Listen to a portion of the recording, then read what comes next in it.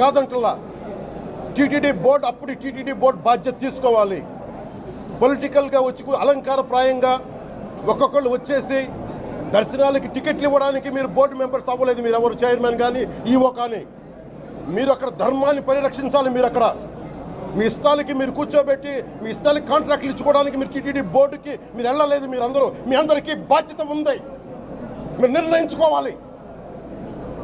ఎవరికి కోపాలు రావు, ఎవరికి వేదన రాదు, ఎవరికి బాధలు రావుంటే కుదరదు. వస్తాయి బాధలు, వేదన ఉంది, మాట్లాడతాం. మర్చిపోకండి ఎవరు ముఖ్యమంత్రి, గత ముఖ్యమంత్రి గారు కూడా నేను చేస్తా ఉన్నాను, జగన్మోహన్ రెడ్డి గారికి కూడా. ఇదే చర్చికి జరిగితే మీరు ఊరుకుంటారా? ఒక మసీదుకి జరిగితే ఊరుకుంటారా? ఒక తిరుమలకు జరిగినప్పుడు ఎందుకు వెనకేసుకొస్తారు? రాకండి. ఏ మతం మీద దాడి జరిగినా సంపూర్ణంగా నాతో సహా మేము ఖండిస్తాం, బయటకు వస్తాం. ఇస్లాం మీద దాడి జరిగితే మేము